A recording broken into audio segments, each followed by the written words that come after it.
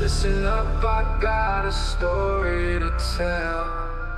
We're raising hell every Monday and Thursday. Pop culture.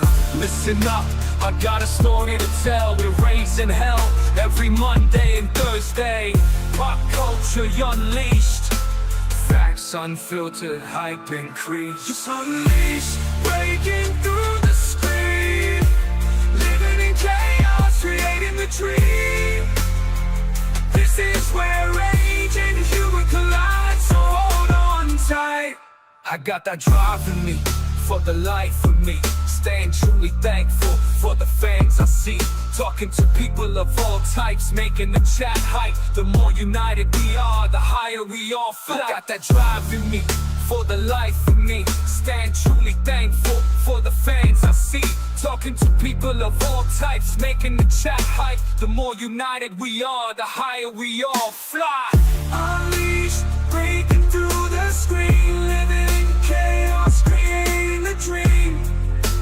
This is where rage and humor collide, so hold on. Starts igniting, my brain starts igniting. When Shane starts writing, God placed us in this fighting to speak and enlighten. We don't sleep to dream, we sleep to build stamina. Energy to do our thing, get your camera lights dim. The chat starts to grin, the stream is live and buffering. The show is about to begin, so sit down and buckle it in.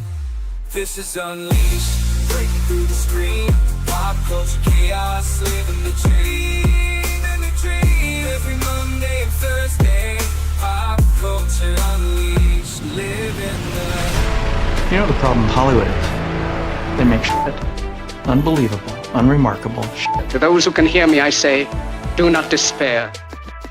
Will you fight? No! We will run! And we will live! Shame on you. This could be the greatest night of our lives.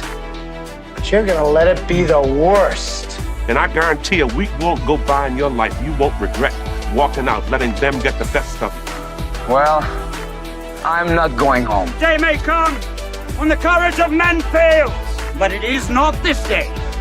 The line must be drawn here. This far, no farther. I'm not saying it's gonna be easy. You're gonna work harder than you ever worked before. I really do believe that together we can accomplish anything. Because we'll never stop learning and we'll never stop growing. Failure is not an option. That's how winning is done. Believe me when I say We can break this army here. It has made us brothers.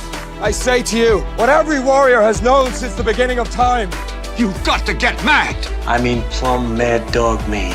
If you would be free men, then you must Fight to fulfill that promise. Let us cut out their living guts 1 inch at a time. And they will know what we can do! Let no man forget how menacing we are. We are lions. This is your time. Seize the day. Never surrender. Victory or death. So come on then! Take it! This is where we hold them.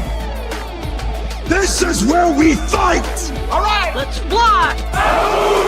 My name is the Lord. When I tell our enemies that they may take our lives, but they'll never take our Independence Day. You, the people, have the power to create machines, the power to create happiness. You, the people, have the power to make this life free and beautiful, to make this life a wonderful adventure. Then in the name of democracy, let us use that power. Let us all unite. Let us fight for a new world. We don't sleep to dream, we sleep to build stamina. Energy to do our thing, get your camera. This show is about to begin, so sit down and buckle it in. Let's go! Yeah! All right. My name is Brian. That is Shane. You are watching the podcast. Oh, we were gone the last couple weeks because of a lot of things, but we are back in action, baby. Shane, how you doing today? I'm doing good, brother. I'm doing good. It's Thursday and I'm happy. How you doing? You know what, man? I am exhausted. But you know what? All is good in the hood. It's a good exhaustion. Getting things done. Exhaustion. Getting things done. Yeah. Yeah. I saw an M. Night Shyamalan movie this morning, actually. Oh, God. His new one. Why? It's like, that first movie I got you know the story. I got robbed by the Sixth Sense in the theater. I was told by the lady behind me, he sees dead people. And I was like, oh my God, it was before the movie started, right? I freaked out. But anyways, I've been chasing the M. Night Shyamalan high since probably then.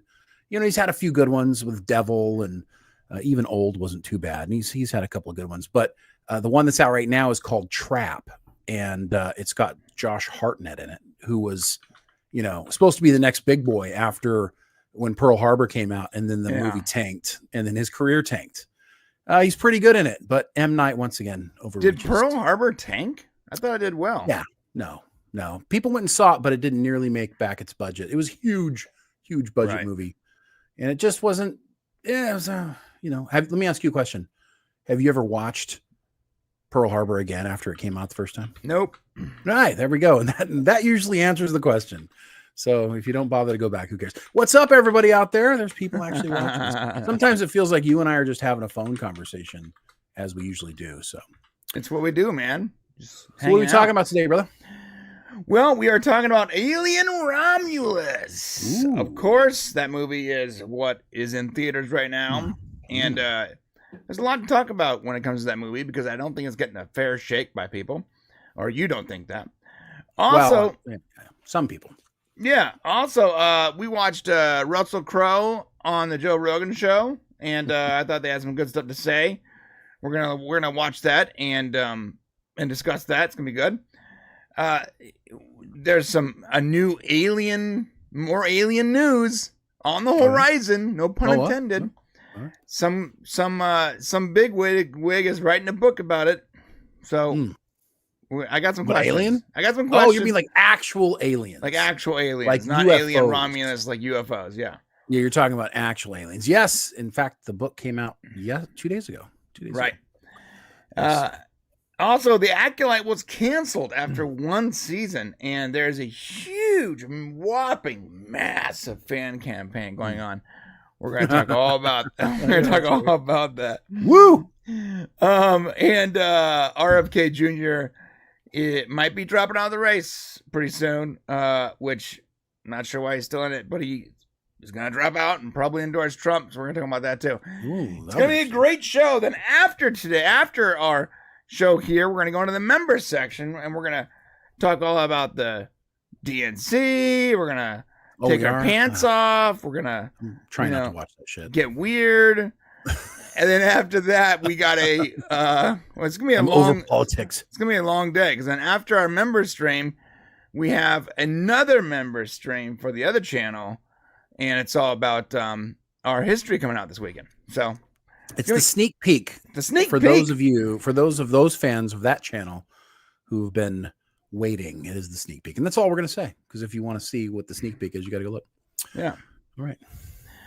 So, let's talk about, first off, let me start this recording here.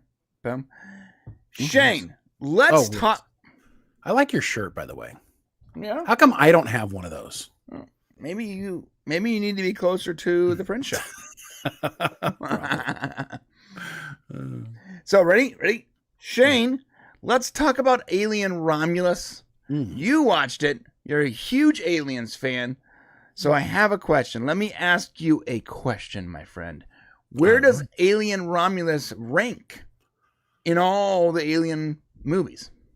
Interesting. That's a really good question, because I think it ranks differently for a lot of different people. And I wouldn't call myself an Alien super fan. I mean, I'm like everybody else where, I was a kid when the first Alien movie came out, and when Aliens came out, I was like, oh my God, the sequel is better than the original. And I've seen all the movies over the years, and I've appreciated or not so much appreciated certain movies. But I would say that this movie surprised me, because I went to go see it kind of didn't really want to go see it, to be honest with you. I kind of like the whole flavor of what's happening in the movie industry right now, and the way they're trying to cash in on nostalgia is just kind of yucky overall. And so I really wasn't excited about this Alien movie. And I know Brian wasn't, because it was a sort of prequel kind of thing. So the events of this movie take place between Alien and Aliens. Right. That's what makes it weird. Because it's a prequel, but it's also not a prequel. Right. So I'm gonna, before we give you more information about it, I'll just tell you, I think it sits very nicely right after Alien 3. So, it's almost as good as I would say as Alien 3, in my opinion.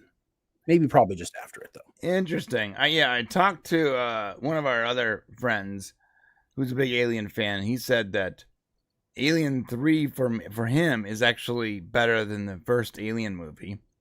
And Alien is. Yeah. Which I thought was, I guess. Well, if you watched Alien when it first came out, there was nothing like it because it scared the shit out of you. Right. So at the time, but right after that movie came out, a bunch of stuff came out that was scary. But there's something to be said, and it's impossible for young people now or anybody to understand it. But when you went through that first Alien experience, it was horrifying. It was terrifying. You're like 8 meters, 6 meters, get out of there, run, get out, right. 5 meters, right? And so it was just really scary. But watching it now, which I did just before I went to see Romulus, since I knew the two were kind of attached, I was like, well, yeah, it's just not the same. When a movie's that old, it's tough. Yeah, I gotta say, the whole not being able to see the creature is, at least initially, is such a cool trick that low budget horror movies do.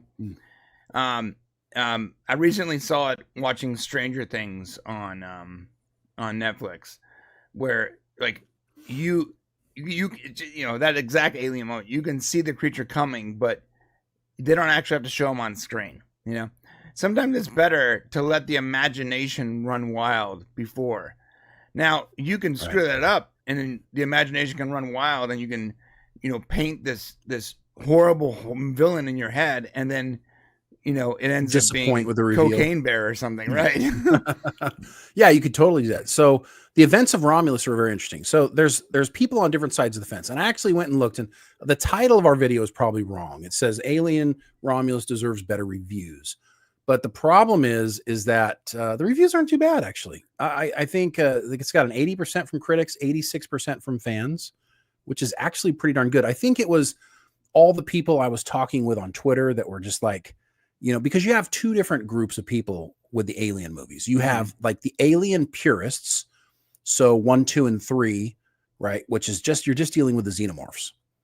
And then you have the people who like the human crossbred aliens, and so you've got like these two groups. And the thing with Alien Romulus is it fits squarely right in between both of those ideas, right? Because that third act, which we're not gonna have any spoilers here, but there's a third act that involves a crazy, horrific alien, hybrid thing.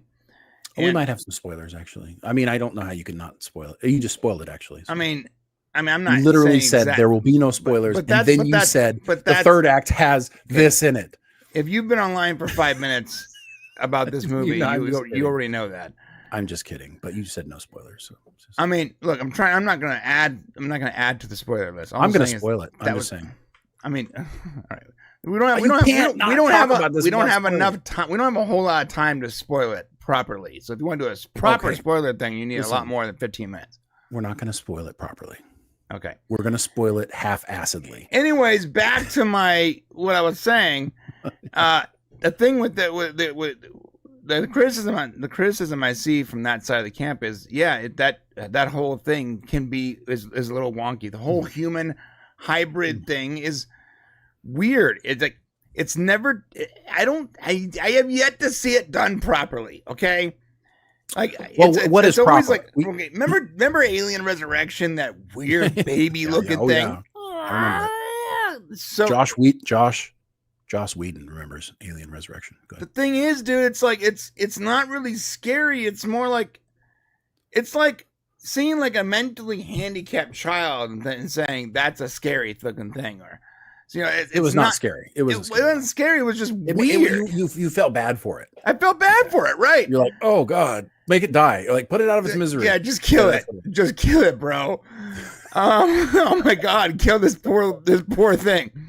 Well, in this one, like, yeah, it's better, but it's still sort of that same feeling to me, where it's like, well, we talked about this, right? You and I talked about this offline, and what it is the xenomorph, the alien xenomorph that we get is so perfect of a creature. Sam Winston's creature is so perfect, from its shiny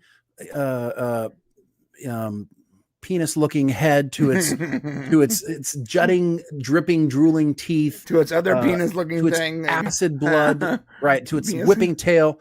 It's a perfect creature, and so if you try to take a perfect creature and combine it with a non-perfect creature, you're going to get something that's not as good as xenomorph. Yeah, right? You get like this uncanny human thing where it's like, it's like uncanny valley, and yeah, I think the xenomorphs are literally one of the best creatures created in Hollywood of all time.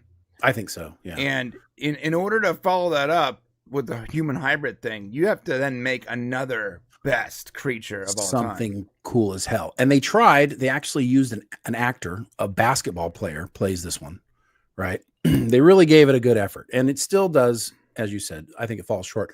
But, just to give you a quick little spin up on this one. So it takes place 20 years after the movie Alien and 37 years before Aliens. And I thought when I was going to see this, I'm like, wow, this really can cause some problems. Yeah. Because anytime you squeeze a movie in between two very firm sets, it can be complicated. But yeah, Fede Alvarez did such an incredible job taking the aesthetic from Alien and copying it over to this movie. I watched Alien before going to see Romulus, and I feel like I was watching an extension of that movie, at least aesthetically. All the computer, the 1979 graphics, all the stuff, the coloring, the way the ships looked. It was a really, really, like, from a visual point of view, it's masterpiece full. I loved the implementation of the android, the Ash android. Not a big fan of Kaylee Spaney, who played the lead in this role, Rain. I'm kind of wondering, why didn't Isabella Merced play the lead role? Yeah, and this was so funny. I thought it was Isabella Merced. Oh, that played the lead? Yeah. I remember talking to you. I'm like, yeah, but she's pretty great, right? Like this, because I had not seen it yet when I was talking to you. I thought it was Isabel. I thought it was Isabel Merced, who we both like, and who could have totally pulled this role off. Like, she would have been way better. She would have been way better. She's a better actor. Mm-hmm. She probably demands a bigger paycheck too, to be honest. Well, she was already in the movie, like, right? She was already playing the lead role, though, right? I mean, she'd have been worth paying, honestly, in this case. Now, they're lucky because David Johnson, now get used to this name. Isn't she like 5'2", though? She's so small. You can pull that shit off. It doesn't matter. Like, you don't have to be, I don't know how tall Kaylee Spaney is, but it didn't make a difference. I remember seeing them next to each other, and I didn't think, oh my God, one's like way taller than the other. But David Johnson, who plays Andy in this movie, who's the android character, the androids are always very special in all the Alien movies. They play, it's the representation of the company, right? The fear, right? The Wayland Corporation. And David Johnson was fantastic in this movie. He looks a little weird. He's interesting. I thought he totally stole the whole performance. But yeah, Isabella Merced should have been the lead. She's, she used to be Dora the Explorer, if you guys remember. And I think it would have been a lot better. A couple of unfortunate Dora's things. Hot, by the way. Listen, you just can't say stuff like that. I can't. Well, you can't. It's not my fault. You can't. She is very attractive, and she's a good actress. She was way too young for you to say that. No, in that movie, she was over 18. I remember us looking it up. I remember you and I having this conversation way back then. I remember saying about the exact thing, though. And me being like, I don't know how I feel about this movie, bro, because like, chicken's so hot. and you were like, I think she's over 18. I'm like, really? Let's make sure. And I'm like, oh, thank God. You lucked out, dude. You lucked out.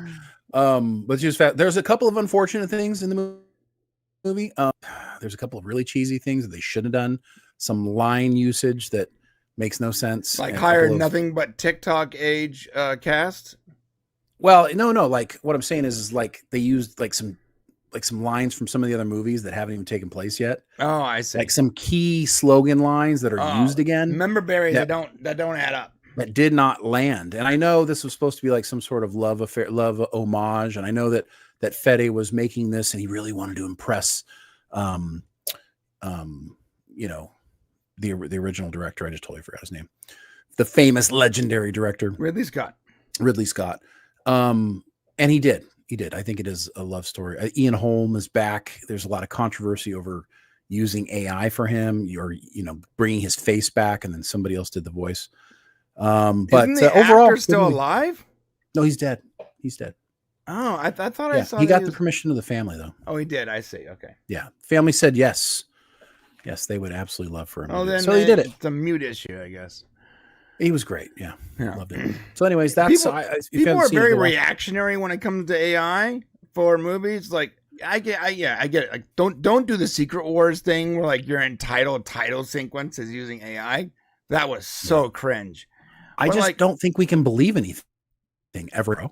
Like we can't believe. Like you showed me something earlier. It was pretty cool. It was like there's somebody said we got footage of Bigfoot or something like that. Right. But you can never believe it. Like from now on, until you drag out a live or dead Bigfoot, nobody's going to believe it because they're going to be like AI. Yeah, I wouldn't have believed anything with Bigfoot before, but yeah. No, I get what you're saying. Look, but we need to be less reactionary when it comes to utilizing AI for making movies. If you can utilize machine learning, because like there's like 15 different kinds of AI. I mean, what are they using? Machine learning to learn like the way a very specific character moves and operates, that you lessen that uncanny valley when you use that, when you bring Luke Skywalker back or whatever it is. Like, it's okay if you can make a better product. Don't use it to cut corners. As long as they're not using it to cut corners. If they're using it to make a better product, then that's fine. That's great. That should be applauded. What's the point? Is everyone just gonna freak out and be like, no AI every time someone's... Look, AI is here to stay. For a while we are. We're all afraid of it. I'm trying to do a bunch of voice work right now. Look at you've already reproduced my voice. Yeah. Like I'm literally, could easily be out of a job. And so now we have to have these things put. Listen, there are these things now that you have to put in your contracts saying they can't use your voice as AI later. Like they're taking people's voices and using them. They're AIing them later. So there's got to be some. Well, that's a good point. When you do voice work, how do you know they're not going to take your super high quality files and just make an AI voice? Got to be contracted now. Which freaks me out is like, okay, so I was early on that with the AI thing. Like I managed to make your voice before anyone else was doing that. Yeah. Because our AI is probably a couple years ahead of any of the commercially available AIs. Which gotta ask the question, what can it do now? But anyways, but now there's entire websites like built for you to clone a voice. You wonder how good they are. Well, I went and checked out one that Matt suggested, and it sounded okay, but there was like clear inflection points where the AI, it literally sounds like it has no soul. Like it's very monotone and just, I'm going to continue this way, and then it stops, and then there's as soon as they figure that out, though, bro, it's over. I don't know. As soon as they figure out how to inflect, even our AI that's a couple years ahead, you can tell. You can, but it's the inflection. It's the use of up or down. Anyways, that's my take on Alien Romulus. Go watch it. It's fun. Yeah, go check it out, guys. That is our weird pseudo review about Alien Romulus. I hope that hope you guys like it. All right, moving on. That was really weird. Don't ever do it again. And everybody thinks, oh my God, am I frozen? Are they frozen? What's going on? Gotta make a weird face next time. We got a super chat from Andre Benson for $5 Runos. Oh, hey, thanks, Andre. Oh my God, I gotta put it on the screen here. Thank you, Andre, so much. He says, "Hey, guy, how's it going, guys? Haven't been seeing a live stream with you guys since Picard season 3. Miss you guys. Let's go. Let's go. Let's go. Yeah, thank you, Andre. And I'm not surprised you haven't seen us since Picard season 3. Feels like Star Trek has died since then. So. Yeah, Andre, a couple things. Just in case you weren't here. So Star Trek died a while ago, and then it was beat to death mercilessly by the powers that be. And then our channel got demonetized right after the Picard thing. We kept doing shows, but we lost like 2,000 subscribers in that time. We finally got it remonetized, and it's really never been the same since. So, but we're still here. Welcome back. Welcome back to the show, man. Welcome back. Also from John Burns, sign the Acolyte petition. It worked for Firefly. Nice, John. That's actually a great super chat. Thank you, John. That's a great super chat, man. Yeah. By the way, it actually didn't work for Firefly. People thought it did, but it didn't. We had made a whole video about that, right? Like the petition, all the fan stuff didn't do anything to move that needle.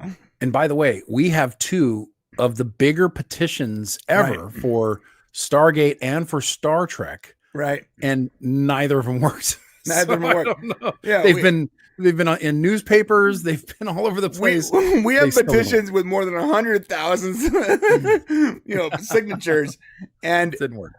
No one cares. No. It's been in the news. It's been in the newspapers. It's been talked about. It's been on multiple articles. Massive. Like obvious. Here, Alex Kurtzman even knows it exists. He mentions it in an interview. Oh yeah. The fans really seem to like it. He mentions our petition in an interview.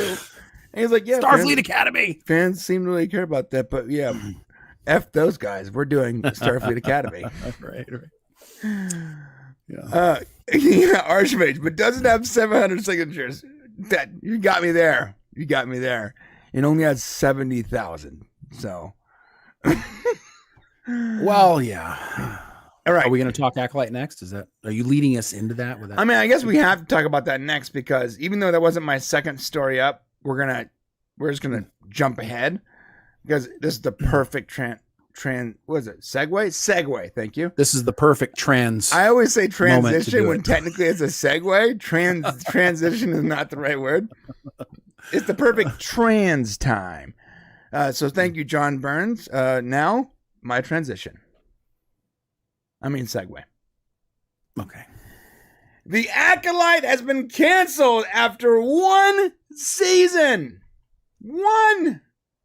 Additionally, Disney has pulled all the merchandise off its online store, which, by the way, I'm surprised it had merchandise. Like, what are you selling? Anyways. Brian, let me ask you a question. Go ahead. As someone who actually watched the entire Acolyte season 1, as I know you did. I did. I was forced to. Do you think it deserves, like seriously looking at it from the point of view of just look at it as an outsider, not someone who's pissed off at Star Wars for doing what it's done. Do you think it deserved a second season? Bro, it's quite literally the worst Star Wars story. Honestly, it's the worst Star Wars piece of media that I've consumed. There has never been a worse Star Wars story. Here's the deal. You should know something about me. I watched the original Star Wars movies when I was a wee lad, back in the 80s. And then the first video cassette that I owned was Star Wars. The original trilogy. I must have spent hours putting together sound systems and the best viewing angles and projections just to make my own Star Wars theater happen. I went and watched the special editions. I bought the tapes. I bought the books. I had the action figures. Everything. Okay, I loved Star Wars. When I heard Star Wars The Force Awakens was coming out, dude, me and my coworker at the time were like, woo, we've lost our minds. Running up and down the street like idiots. Star Wars is back, baby. I must have read 100 Star Wars books. And when The Force Awakens came out, it was okay. I was like, all right, cool start. It's a good start. All right, cool. And then after that, it was just almost entirely downhill. Honestly, like Yeah. Rogue One was pretty good because you can include that as part of the trilogy, basically. The Mandalorian, parts of it were good. Didn't Rogue One come out before 7? No, it came out after 7. Came out after? But chronologically, it was before the prequels. Yeah. Or before the original trilogy. Look, I didn't like the prequels, but I was like willing to like let them go. Like I'm willing to ignore these things and like move on and be like, those happened, even though I'm not a fan. But after The Force Awakens, it was just almost entirely all downhill. And honestly, for me, like coming to a head with The Acolyte, it's a really bad TV show. It's not just a bad Star Wars show, it's a bad TV show. The actors are not good. You have award-winning actors in this cast, and you refuse to use them. Instead, you rely on actors that have no pedigree, no abilities. You don't even make the characters look the same, for the love of God. They're twins. Things don't work in this show. They don't work. Oh, we're talking about The Acolyte now. Yes, The Acolyte. I'm like, boy, he's really shitting on 8, right? I'm sorry. I didn't keep going. I'm saying everything else I watched, I pretty much didn't like. Parts of Mandalorian I like, but I have a lot of. I'm not going to go into all the problems I have. Of course not. Of course not.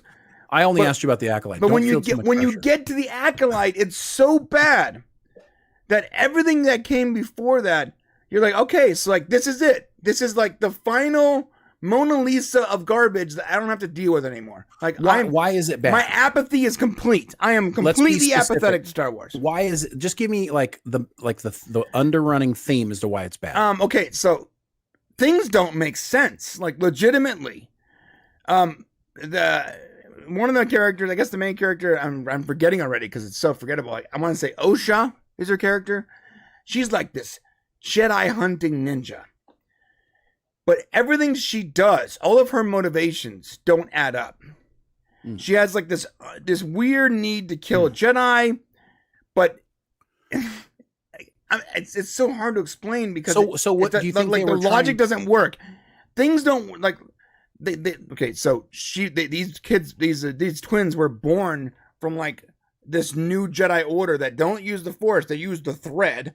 So are they trying to insult this question I have for you? So do you think they were trying to undermine what came before intentionally, or do you think they were trying to make just something more interesting? No, I think like the creator was trying to make Wars the gayest possible Star Wars she could. She said that in an interview, and she did. And she did. Yeah, that's it. Okay. And she wanted to co-op things. She didn't want to use the Force. That's male-dominated Star Wars. I'm gonna call it the thread. So why do you think Disney canceled it after one season? Because I think it was so in that article you sent me. Apparently it had like the highest amount of like its premiere episode had huge numbers, like 4.2 million. Right, it got a lot of views. Yeah. But if I had to guess, and we have no way to tell. This is another problem. Like streaming services, there needs to be like some service that tracks streaming service numbers, man. I would say it must have fallen off a cliff after that. So maybe it started at 4.2. I bet you by episode 3, it was like 113,000. And they were just like, holy crap, people don't like this. You don't think it was partly because, they kind of pulled the covers off of what they were intentionally trying to do with Star Wars? Like, this is the first time they said, look, we're trying to make this the absolute gayest, girlest, most opposite of what Star Wars is thing. And they just kind of unleashed it. And do you think the people at Disney got nervous? Maybe. You know what? My question with Disney, and I'm going to answer your question by asking a question, which I know is weird. But why would you allow your employees, the main character, the guy, the woman, the actor that plays the main character in your show, to go online and taunt Star Wars fans, right, and call them racist and make little videos about how stupid and racist and gone and how unimportant they are? Why would you allow your employee? Imagine, Shane, Shane, let me ask you a question. Imagine you had a restaurant, okay? We're gonna call the restaurant Bennigan's. That's an actual restaurant. Isn't it really? Yeah. Oh, shit. That's okay. Why not? We're gonna call it Shane's Barbecue, okay? More realistic. Yeah. And you and your restaurant has pretty good barbecue food. Right? And you hire an employee, let's call it a server, right? Or a hostess. And every other person that walks in, completely based on their skin color and gender, she curses out and throws out of the restaurant. Right. Yeah. How soon would you fire her? No, you're right. I'd right after season 1. Right. I would absolutely. And an 18% Rotten Tomato score from fans. 100%. Jeez, man. Because the reality is, I think you're right. I think people stopped watching The Acolyte towards the end. And Disney's like, look, we've got enough problems. We've got enough. Our stock number won't go up no matter what we do. We're having problems everywhere. We've got Marvel that looks like they're trying to make a turnaround. Let's just turn this shit off. Yeah. That's what I think happened. Well, one last thing about this story. I was right. Yeah, it was the most watched premiere of 2024. Here's my problem with that, with stating that. You can't just state that without any proof. That's like, that's so insane. Well, yeah, because they didn't say it, right? No, they did. I think Disney actually did say Disney Plus said that. They're like, the most watched premiere in 2024. Really? Well, why not? Because you want more people to come watch it next week, right? Why wouldn't you? It's like, we need to stop just stating things that you can't back up. You literally can't show your receipts. Like, you need to stop that. It bothers the crap out of me so much. These streaming services just gaslight everyone to death every quarter. There's an investor meeting. They just gaslight the entire country. Well, and let me tell you something else that's frustrating. It's frustrating when these media companies. So the Acolyte petition got like widespread like coverage. It got picked up and put out on almost every news site. Now listen, when the Orville was canceled, we were the first people to come out with the Orville, renew the Orville, pickle party, all that stuff. It got very little publicity. And we promoted it on our 100,000 sub channel. Right. And we sent out news releases, the whole 9 yards. So we did that with all of our 3 petitions that we have out there, which have lots of views. This Renew the Acolyte came out August 20th. It already has 12,000 signatures. It was picked up. It was picked up by larger media and overrun and overshot. And now everybody's talking about, oh, there's a petition out there to renew the Acolyte. And of course, because it's become politically driven, right? Anybody, even fans, not fans of the Acolyte, are signing the petition. It's getting all kinds of.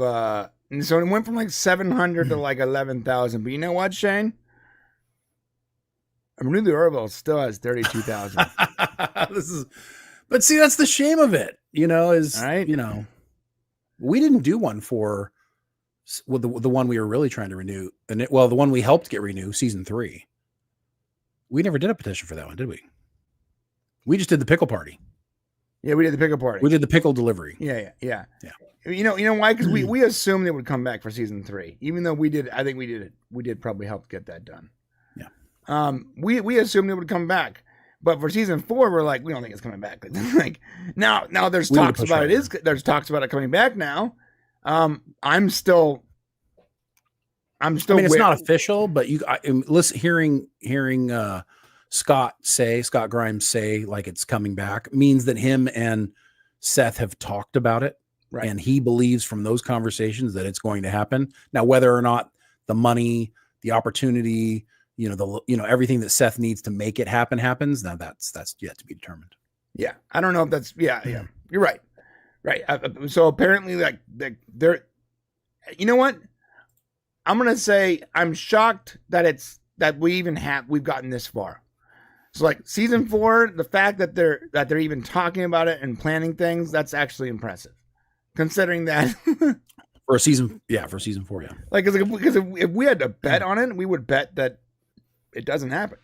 I can't imagine. I mean, I'm sure one of the reasons why the Acolyte season 2 is not coming back also is this shit's expensive. Right. It's expensive. And Disney probably doesn't think that they can get the bang for the buck to pay for another season of it. I mean, frankly speaking. All right. Okay. So that's the Acolyte. You know, did you watch the Acolyte? Did you enjoy the Acolyte? Are you mad you're not going to get a season 2? Did you sign the petition? Guess what? I'm not signing the petition. I don't want, just in case somehow it gets renewed. I don't even want to troll it. I don't want to feel like I put any kind of effort into that at all. You know how they could get it renewed? Very simply. All they need to do is get their group of 12 to 15 loudest voices on that community and just start, calling Disney racist and, anti this, anti that. It's so crazy. And eventually there'll be a loud enough chorus against it that they will be forced to do it, because that's, as we've noticed, how things seem to work. So. Yeah, and that's why they can cancel it with no fanfare, but they couldn't actually scold their rampaging actor when she was just screaming at Gina. The other one. The other one. There's so many rampaging actresses. No, the main star of Acolyte. Yeah. They can't scold her and be like, "Hey, shut up, stop it," because she's like, "You're racist, and you're racist, and you're racist, and you're racist, and you're all racist, and you're racist, and you don't like us because I'm more racist, and you're a phobe, and this," and you're like, "This Disney's very like, what did we do with this dumb chick, dude?" Like, I think she even one-upped Rachel Ziegler from. She went hard, from and she Snow made White. TikTok videos. Rachel Ziegler just made stupid. Didn't she posts. make up a song? She made up a whole song. Create a song about it. Yeah, that was really. She made a whole song. Anyway, Disney's like, we got to get rid of this. Yeah, Disney's like, yo, this person is crazy, dude. We thought the director we hired was nuts. She's even worse somehow. So you know what? Rest in pieces, dude. We are done with the Acolyte. I'm glad it's never coming back. And I don't think there's a huge career in it for that. I don't know her name. I'm not, honestly, like, normally I go, well, I'm not very researched, so I don't know this actress's name. I don't care what her name is. Whoever played the main character, I don't care what her name is. And I don't see her having a whole rich career, because I think that the tide is turning against people like that in Hollywood. I think you cannot be that insane idiot online and alienate fans and keep your job. Gone are those days where you can act like a complete fool and just continue fooling your way up the ladder in Hollywood. That's not a thing anymore. The money train has run out, my friends. People are now streaming services are now being forced to admit that they've lost money. That's when you know the gravy train is over. Sorry, guys. You got to actually produce something people like, or you're not going to have a job. Well said. All right. We got a couple super chats real quick before we go to the next topic. John Burns for 279. Thank you, John. I appreciate it. Says, still pissed there's no Space Ice Acolyte sequel. He's talking about the YouTuber Space Ice. And the best thing to come out of Acolyte, and I'll tell you this, the YouTuber Space Ice made a fantastic video that broke down every ridiculous thing in Acolyte. It had me, I was laughing my butt off. You don't even have to watch Acolyte to laugh your butt off at this video. I'm going to send it to you at some point, Shane. That's cool. Yeah. And yeah, we're not going to get a sequel to that because it's over. Another one from John Burns for $6.99. Thank you, John. Your example is a little off, Brian. For example, you forgot about it, Shane buying all the gold furniture. Yeah. Also, watch Elon Musk buys a restaurant. Yeah. I guess it would be like you buying, getting a barbecue joint, buying gold furniture, spending an insane amount of money on it. Yeah. And then your hostess is just screaming at every white male that walks into the door. They can afford to sit on your gold. That actually will sit on your gold chair. Get out of here, you white asshole! You're like, you know what? I'm not gonna put you in the front anymore. All right. Joe Cronin Show, member for 5 months. Thank you, Joe. I am still banned from super chatting on any channel, even on my other names. So weird. Hello, boys. This works, though. Yeah, this is great. And we thank you for being a member. What's up, brother? Joe. And I see your stuff quite frequently on X, Twitter, whatever we're calling it. Yeah. And I enjoy it. I enjoy your content, sir. I enjoy it. Thanks for being here. Christy's Corner, Verdine. Thank you, Christy. She says Space Ice. She's right. You got to check out that channel, Shane. It's pretty funny. I need to watch it, apparently. Yeah. Okay. Thank you, Christy. Appreciate the $1.99. All right. Let's talk about, before we get to the next topic, I want to remind you, wonderful folks, that if you're not a member of this channel, please consider becoming a member today, so that when we leave in about 15 minutes, you can come join us. Wait, 15 minutes? How many more segments do we have? We have 2 more segments. 30 minutes. All right. So when we leave in 30 minutes, you can come join us. Oh my God, it's going by so fast. I don't know what's going on. Yeah, I told you the Alien Romulus thing was going to take up too much time. I know you're passionate about it. Well, sorry. I mean, it was fun to talk about, Okay. All right, let's talk about, actually, no, I need to actually change the time on that thing so it doesn't roll over. Hold on. There we go. I'm going to change it to 5:45. Oh, that's right. We're actually supposed to go to certain times. That's right. Yep. All right. Okay, so the next thing we are talking about is UFOs.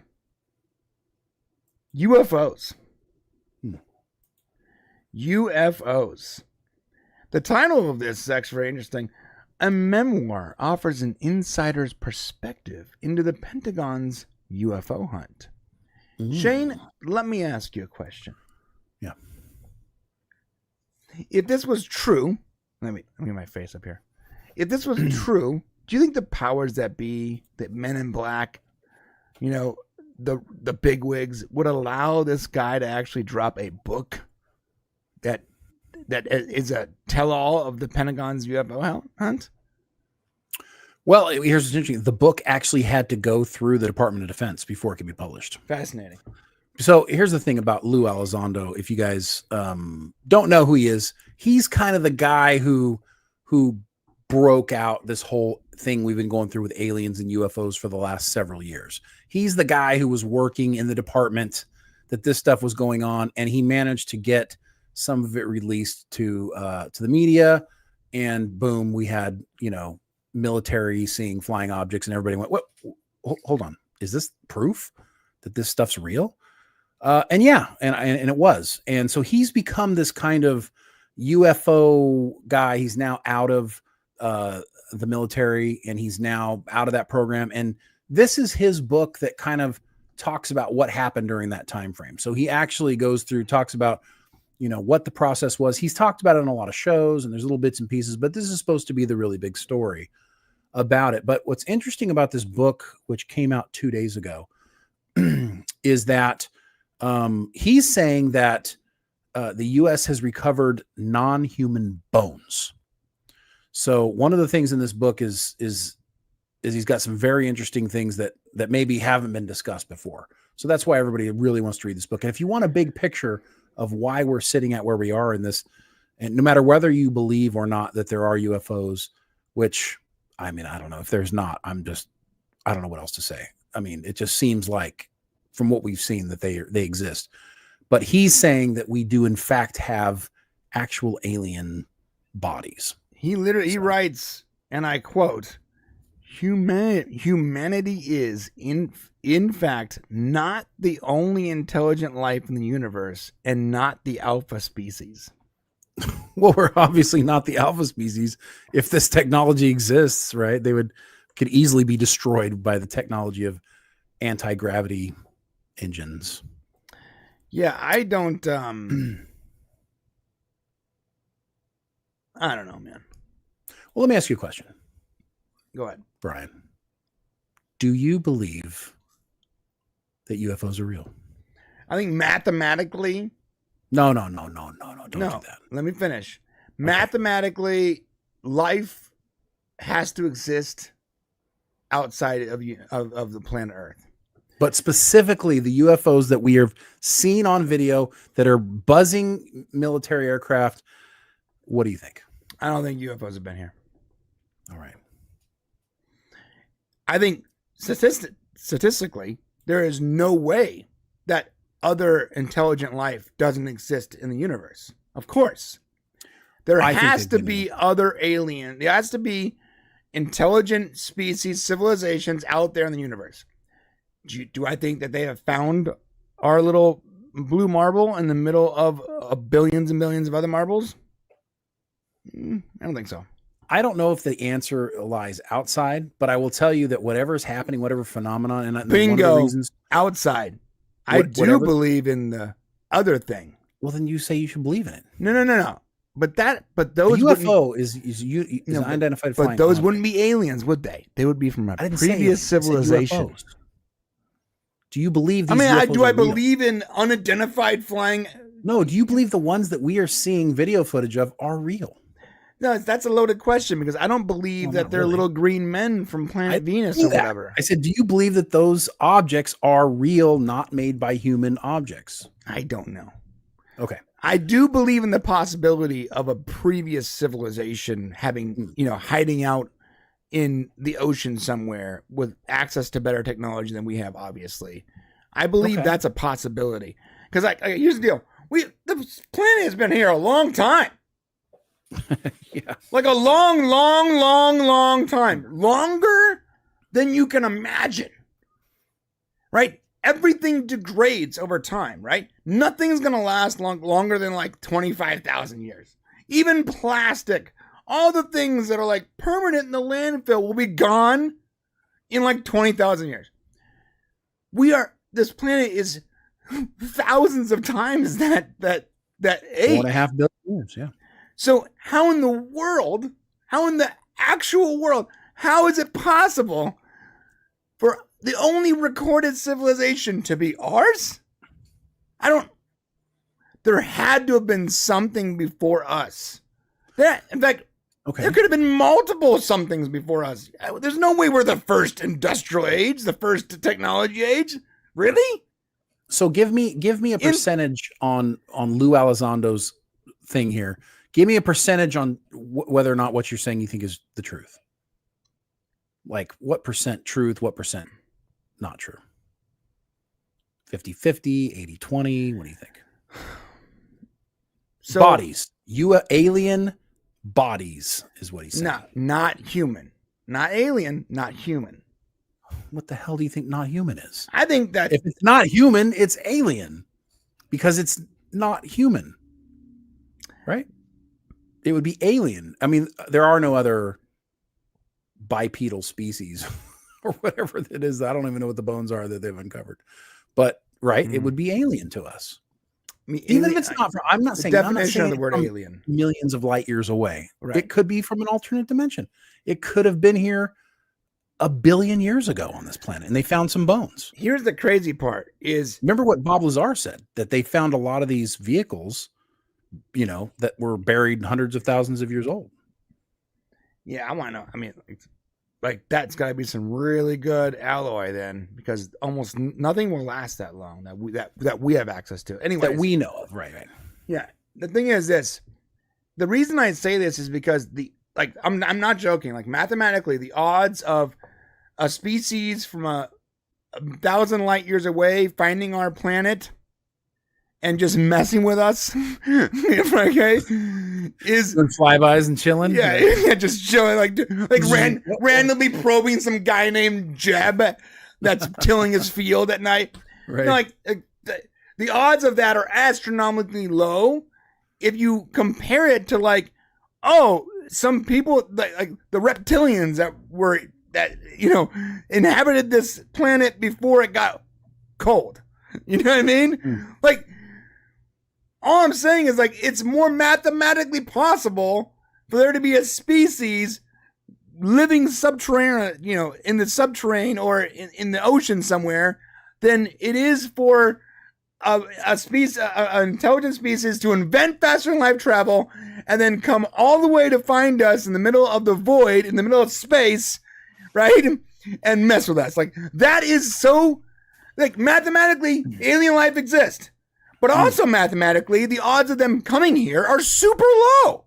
like insanely low. Like we're talking about like, let's say like percentage points. Let's say interdimensional species or entities, because I will tend to believe that because they kind of float around out there, kind of oblivious to us. Kind of like how we would look at an ant, like what an ant's doing. Like, let's say an ant looked up at us and was like, what the hell is that giant head doing up there? Right. And we don't care like what they think. We don't care if they see us. We don't care what the results are or how it impacts us. Right. We're just going to look at these ants. And so it could be that. Right? The fact that they disappear and change shape so much. I mean, listen, I'm going to say interdimensional. I think there's something tied with spiritual, interdimensional. I think there's a whole thing with that, but something is real. Spiritual beings, and Nephilim, right? Christy Corner said Nephilim. The problem with Nephilim is a Nephilim, they'd be gone by now. Yeah, they'd be gone because, like, biblically, like they were lost. Like the flood, the reason there was a flood is because Nephilim existed. God was like, "Yo, no, angels cannot have kids with humans." Well, Sorry. That's the Bible does not specifically say that, but you know. I mean, wait, look. All I'm saying is following the Bible. Is when he found out about the Nephilim, when he's like, "All right, turn the rain on." He didn't specifically say it was Nephilim. He said everyone's really evil. Just turn the rain on. I think from his perspective, think about it. Like, look, angels are having sex with chicks and making babies that are half angel. This is not going to work for me, guys. This isn't going to work. Got to destroy this. We need to start over. Clearly, something has gone wrong in my design. Well, if you guys are interested in seeing, actually, Lou Elizondo is doing an interview at 6 p.m. tomorrow Pacific Standard Time on News Nation. He's going to do a full interview. Going to talk about the book. I don't know how much of it he's going to give out, but that might be worth listening to. This guy looks like he knows some shit too, right? Like, right? He's like he said a lot of stuff over the years. He left DOD to put out this info. Like he literally left so that he could go public with this, which means some people say perhaps he's putting out false information on purpose. Yeah, I mean, and it wouldn't be the first time. No. It wouldn't be the first time. If you follow like the conspiracy realm, there's been a ton of examples that have been proven decades later of agents purposely spreading information that was incorrect to hide or, make the real thing opaque, read the real information opaque in some way. So I don't know. Well, look at the Star Wars program that Reagan put out. Hey, we have the ability to make it so you can launch nuclear missiles, and we're just going to blow them up in space. Yeah. Guess what? We didn't have the technology. Totally. Yeah. They totally. No ability to do it. But you know what? The Russians believed us. And they started spending money. Right. So now they don't exist. Do whatever you gotta do. We got the Star Wars program. Like, oh really? You just came up with a system in the 80s. Like, you understand? Like the computers they would need to target that wouldn't exist until like 2015. And they were using computers. Like, my phone is more powerful than all of the West Coast of computers combined. Right. Like, at that point, like, it was totally unreasonable to think that it was possibly a thing. Yeah. Real quick, someone said maybe we have a Stargate. Well, there's that stuff too. CIA worked with psychics on the Stargate project. I think it's weird that the word Stargate was around way before the show and the movie Stargate. Well, yeah. I'm not trying to be a conspiracy theorist, but like, no, there were books. But the word though, like the term was being thrown around for like a long, long time prior to what. Well, they stole the idea for the movie from a book. Right. They did. But my question is, what if Wormhole Extreme is just an example of what Stargate is? All right. I mean, what if they literally said, you know what? We're just going to go ahead and mess with everyone and literally tell them exactly what we're doing. And they're not going to believe us because we've gaslit them for so long. And we're going to double gaslight them. We're going to tell them the truth, that this is all just a giant setup. And they're going to laugh and think it's a brilliant 200th episode. Like, come on. Funny. I mean, come on.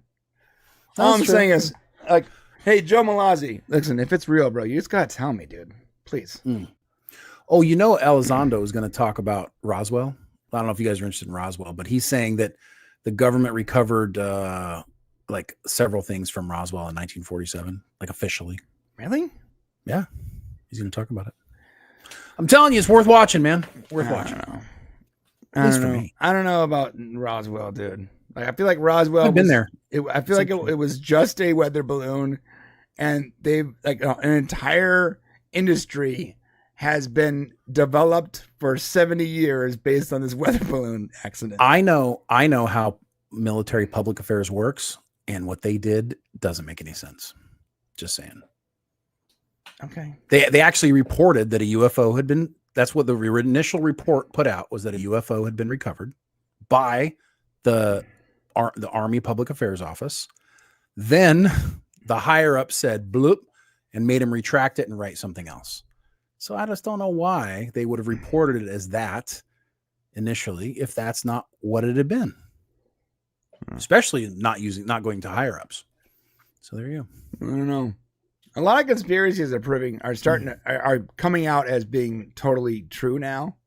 I've noticed that, like, people are like 10 years ago, that's a conspiracy theory. You're crazy. And then, like 10 years later, no, the frogs are actually gay. What the hell?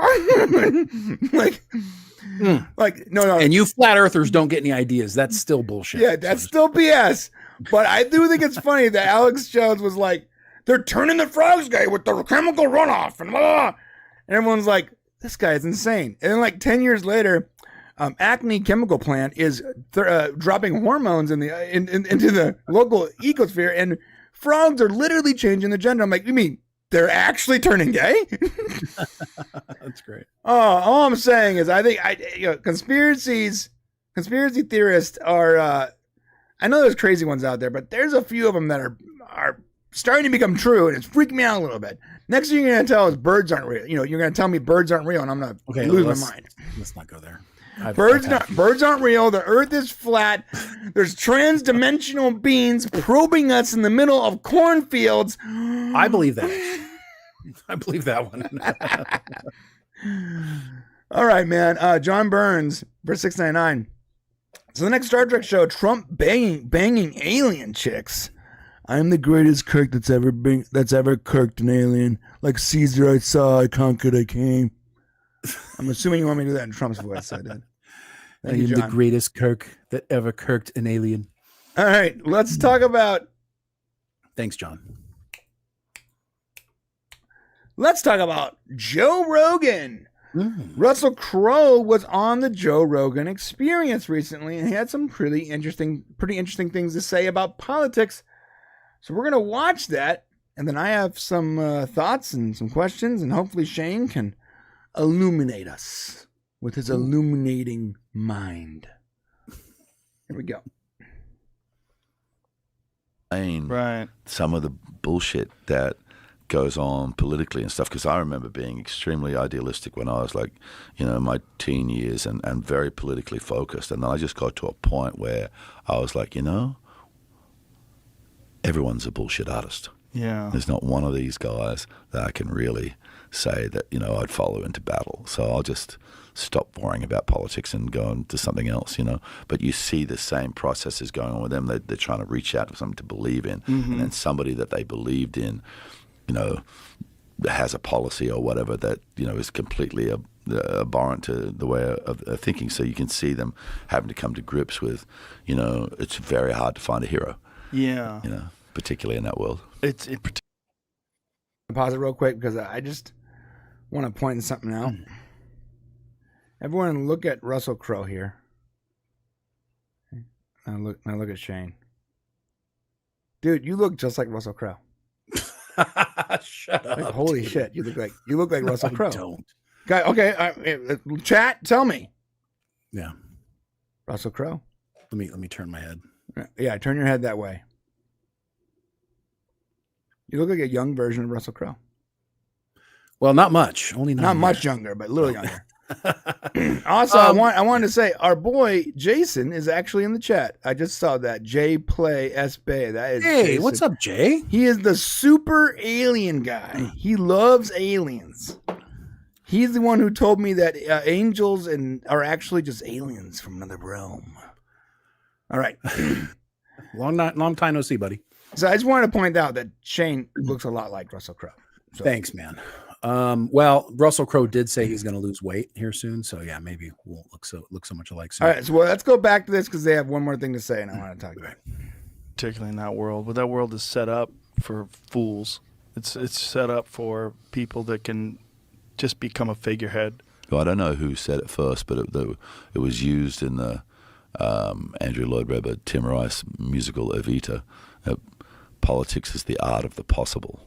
You know, so it's not not really connected to anything. It's like, what can we get away with? Right. What can we tell you that we're going to do and then never do it? Right. It's the art of the possible. Well, you're seeing that now in American politics more than ever because the person that's actually in office is saying what she's going to do if she gets into office. Right. Which is just like, you're there. You're there. All right. So that what can we tell you we are going to do and then never do it? Right. So I have a question, Shane. Yes. I need you to illuminate me. Okay. Okay.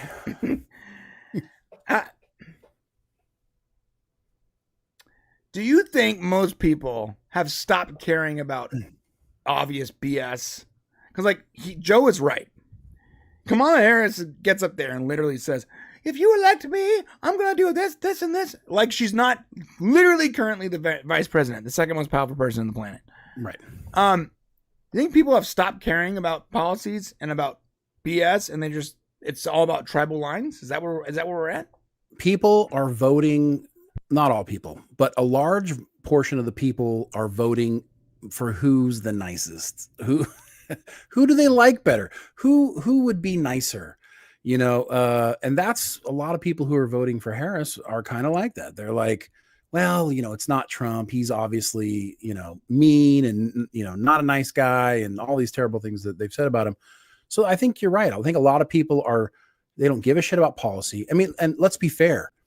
When has policy ever really worked? Like when presidents run on something, very few times do they ever, you know, come through with what they say they're going to do. Yeah. I mean, Trump did on his first term, right? He shut down the border. Oh, yeah. Right? He started pumping oil. Trump right? was like the first president in my lifetime who actually started doing everything he says he's going to do. And then was like, no. Whoa, hold on a second. You can't do it. You can't do the things you said you're going to do. Everyone freaked out. Like, yo, wait a minute. You can't actually do those things. Right. I know you. His party is probably like, I know you promised that, but what are you doing? Right. Like, the problem is we live in and they go on we'll link the script. We'll link this video in the description. We don't want to play his entire show, but they do go on in that interview to talk about how certain he says the art of politics is it's just like what's possible, right? What's possible. But they go on and talk about how the duology of the two-party system is really, it supports itself and in the process lets everyone else down. Like it is really a broken system, but it's a broken system that has two very powerful supports and it's supporting it. So it's never going to work because I think what did Agent K say in Men in Black? Not to go back to Men in Black constantly, but it's sort of a perfect movie. Like Agent K says, never underestimate the power of stupid people in large groups. Like individuals are intelligent, empathic, they care, but large groups of people are inherently stupid and animalistic.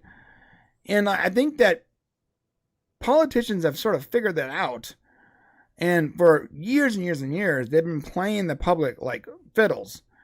And I think Trump was like this thing that got elected that they didn't expect to happen, and he created an instant movement overnight, and they've been battling that for the last 6 years. Well, he's the first outsider to ever be elected president in the history of our country. The first ever outsider, non-politician to be elected president. It just doesn't happen. And it's because, and exactly what Russell and Joe Rogan, by the way, one of the things I love about this interview, I watch a lot of Joe Rogan stuff. It's very, very rare at the very beginning. If you watch the beginning, like Joe Rogan is starstruck. Like at the beginning, he's like, he can't believe he's sitting here talking to Russell Crowe, which is really cool because Russell Crowe is kind of always been an inaccessible, big A-list actor. Yeah. Right? Look at his face. He'd almost be like Tom Cruise. That's his face. He's like, Russell fucking Crowe. Oh my God. Like, I can't believe Russell Crowe is sitting here right now. And Russell Crowe's like, hey, I'm talking to Joe Rogan. And Russell Crowe, the more he talks, the more you realize he is just a regular dude. He's a regular he's dude. not any, because you don't have access to him, he's become this, far off distant. Oh my gosh, it's Russell Crowe. But actually he sounds kind of like just a regular dummy when you listen to like he's just a dude. The best part of Thor Ragnarok was the goats. But after the goats, it was Russell Crowe as Zeus. I'm sorry. Zeus. Yeah. Perfect. Yeah. So anyways, they go through and they talk about all this stuff. And essentially what he's saying is, people, the way things are right now, everything's bullshit. And people just kind of believe or buy into it. And they also talked about the fact that like on Twitter and social media and different things like this, it only takes a few people to really, blow something up and make it, and make people believe things that aren't true. And I just thought it was like a really great little snapshot of exactly how things are working right now. And frankly speaking, people who are following politics closely, like they know the truth. Like they know that some stuff that Trump says is bullshit. And they know that most of the stuff that Kamala says is bullshit. And they know that Trump's doing interviews and Kamala's avoiding him because she can only hurt herself by talking more. Yeah. So they recognize her internal team was like, yeah, listen, you can't do any interviews and you can't debate and you can't talk to anyone candidly. We're going to write everything you're going to say because if we allow you to speak on your own, you're going to fail. Yeah. I mean, honestly, I hate both of these candidates, but I know that Trump already did 4 years. I know exactly what he's going to do. I know exactly how the country was during those 4 years. So I trust that. I trust that that's what's going to happen if he comes back in. Yeah, regardless of his rhetoric, he is an America first guy. Right. And I don't hear, and everything you hear about Kamala Harris sounds like communism to me. Like from her own mouth sounds like communism. Yeah, so honestly, I just literally communism. Everything. So yeah, every policy that she does happen to state is just socialism. Like it's not just socialism, bro, but like straight up communism. Yeah, like we're going to punish corporations for what they, just really weird stuff. She was like, oh, they don't want to release the patent. We'll just take it. And you're like, she was like, what's with the crazy laughter? Oh my God. It was what's with the crazy laughter? Seriously. It was so insane. She was like, well, if they don't want to give us the patent, then we're the United States government. We'll just take the patent. And I'm like, she sounds like a villain, like a crazy villain. Yeah. Let me ask you a it's question. Not a good thing. You just admitted to, I mean, you're going to just steal from people? Like, that's insane. The media will never report it. So most people will never find out about it. But, let me ask this other question. Why does she seem drunk? Christy just put it here. 3 faces of wine mom. 100% true. It's hilarious. Whoever said that. Why does she seem intoxicated sometimes? Because she isn't. Like, for real. It's not, I don't think it's alcohol. I think she's taking like pills, dude. Like I don't know what's going on, but she seems like she says just stuff that makes her seem like how a drunk would say it. Sometimes, not all the time. Anyways, I don't want to go down the rabbit hole here, but the whole point was whatever has been is past for what it will be, but then what will be is past for what has been. You're like, what the? Well, like what I was trying to say is I don't want to go too deep on these people, but most people don't know shit about politics, and so what they do is what most people hear, and there's you've got 4 or 5 major news outlets, right? Right. There's only one that focuses on the Trump side, right? All the other ones aren't going to make Kamala look bad. So that's what most people get if they get a little bit of it, right? And then they've got their friends saying, hey, vote. Most people are not informed and they're just going to vote with it. So That's why they can get away with what Russell Crowe and Joe Rogan were saying. That's why they can get away with it, because most people just realize that government isn't doing much to help them anyway. So fuck it, I don't care. Yeah, because MLP Death Dealer 32. Jesus Christ, bro. Yeah, he corrected my quote. We should be unburdened by what has been. A person Honestly, is bro, smart. I just Hold don't up. know. A person is smart. People are dumb and panicky. That's true. Also, quick correction. Wolverine, not Ragnarok. It was Love and Thunder. Thank you. That's true. And yeah, MLP said we should be unburdened by what has been. Like what the Like what the hell, right? It's just so weird. I mean, if the more you listen to the things that she's prepared, I am dying to see her like actually answer questions. She won't do the debate on Fox because she knows they're going to ask her hard questions. Oh yeah, that's another thing too. Like this is so crazy. She's like, Trump doesn't want to debate me. And you're like, but that's not true. It doesn't matter if it's not true. She I mean, says it, and that's all. But that's not true. And in fact, you're the one who agreed to a debate and then pulled out of it the second you realized that Trump wasn't going to once again agree to the insane terms that he did for the Biden debate. He wants it to be more fair. He wants it to be look, guys, the first time in history is what we did with the Biden-Trump debate was the first time in history. First off, it took place so early in the race. Secondly, the rules they had were not debate rules. They were totally, completely tailored to Biden's team. Trump still took him up on it. He said, this time, we're going to have a regular debate with a regular audience and regular mics, and it's going to be a real debate. And as soon as he said that, she was like, oh, no, I'm not going to do that. You know what's funny? I'm is, unburdened by that. Sorry, I can't stop. Well, what's funny is Trump has said that he kind of regrets doing the debate with Biden because of what happened. Now, if he would have ran against Biden, he probably would have beat him pretty easily. Squarely, yeah, easily.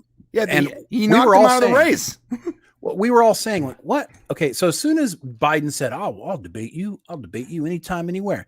As soon as that came out, and then Trump said, yeah, and they said, okay, we're going to do it in July, I went, oh, this is a fucking setup. Like, you knew it was immediately going to be a complete setup, and that somebody on Biden's side was trying to get rid of him. Right. Somebody on Biden's side were like, let's see if he's capable of anything. No, not let's see if he's capable. I know you've heard that before. It's not let's see if he's capable. He's not capable. We know he's not capable. We have to get rid of him. This is the only way. We're going to straight up Caesar this guy and just stab him in public. Brutus his ass. That's right. Yeah, they Brutus, did a Brutus on him.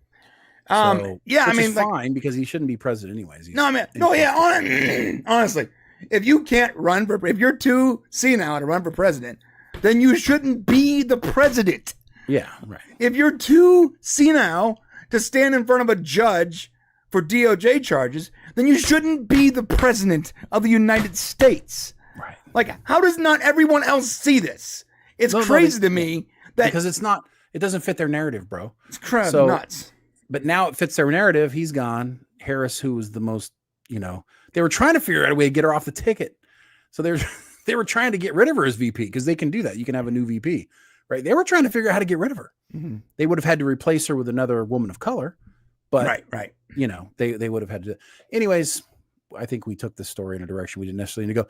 Watch the Rogan and go ahead. It's a very interesting piece. I enjoyed it. Super chat from John Murray. Thank you again, John. Watch Colin Quinn talk about the best political system. I think I know what you're talking about. I think I've heard that. I've heard that before. Thank you, John. Yeah, he's hilarious. Colin Quinn's hilarious. So we only have a few more minutes before we go to the member section. Like, for sure, we have to go pretty soon.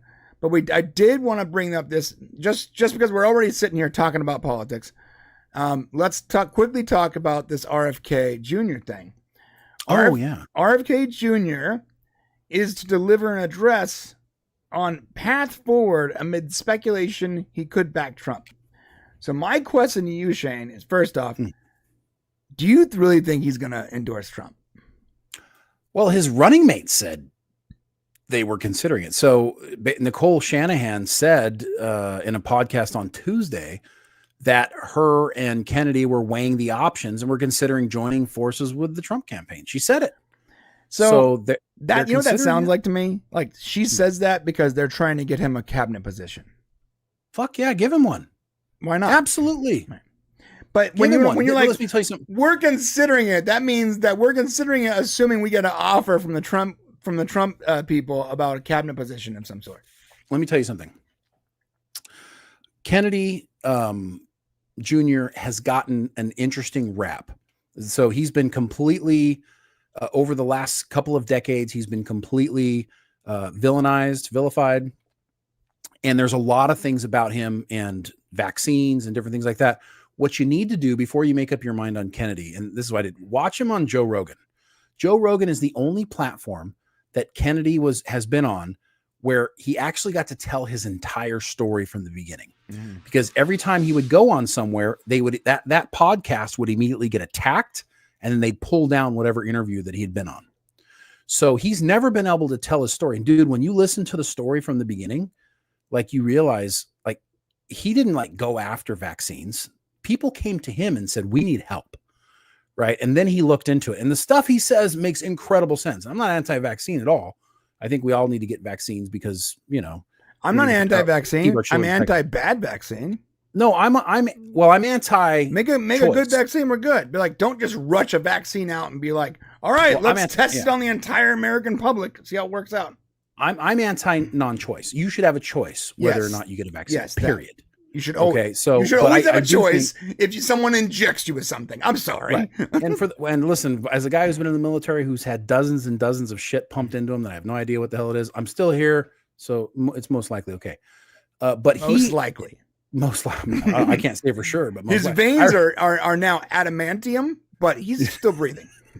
You know, I had to get the anthrax vaccine when I was in. Oh, I got the anthrax vaccine Iraq too, and that knocked me out a little bit. Well, we had to get it when sick for like 3 days. Did it? We had to get it when it was like really controversial, and like the stuff was coming out about people like dying after getting the vaccination. Oh my God. And we had our commander, who was like the executive officer of our unit, was literally on the floor crying because he had to take this vaccine. And he was a reservist who had become active, so we forgave him a little bit. Right. But he was actually crying. He was in fucking tears because he had to take. We're all just taking the vaccine. We're like, dude, just take the vaccine. That's fine, bro. He goes, I don't want to die. I'm sure it's fine. Right. Die. So, anyways, the point is you need to listen to this because he's actually very, very interesting. And there's stuff that he goes for. And listen, he's common sense. Like, I just want people in office that are common sense who actually truly want to help people instead of just get really, really rich. Right. Because let me tell you this, Obama, dude, was not worth $1 million before he became a senator and before he became president. You know what he's worth now? Hundreds of millions of dollars, bro. And you know what? I'm just saying. Right. Please continue what you were saying. How does that even happen? Because people give him a shit ton of money for influence. Right. Remember, you don't get paid a lot to be president. Right. It's about influence. It's about getting influence and paying for that influence. And a lot of these politicians get into politics to make that money. And this is a guy who's not in it for that reason.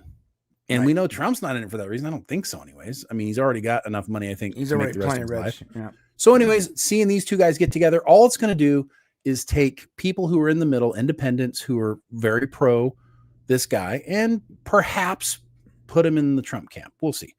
But so I think it's very interesting. We're going to find out more about that tomorrow. Yeah, I don't know. I don't know exactly what's going to happen there. But I'm pretty much with you.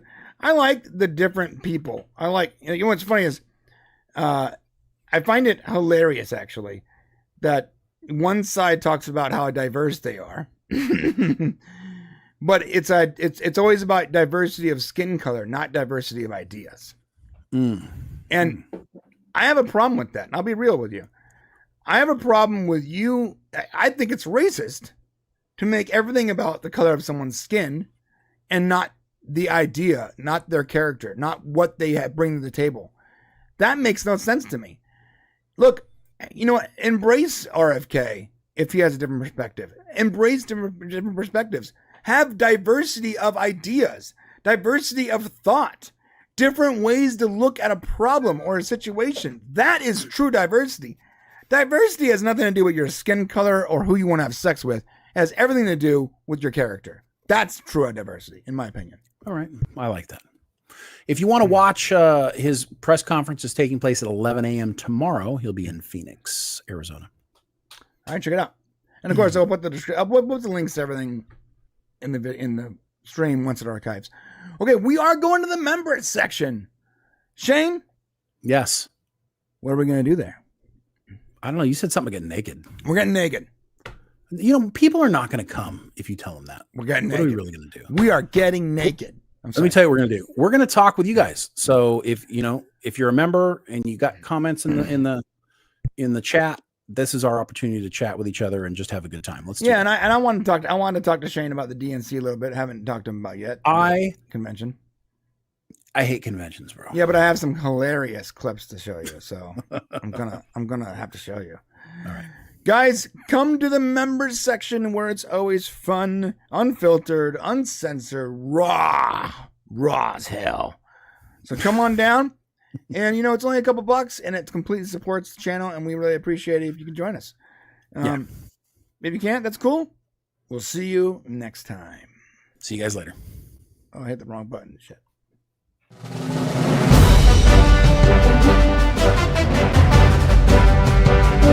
Nothing is impossible. Just do it. Do it. Just do it. Yes, you can. Just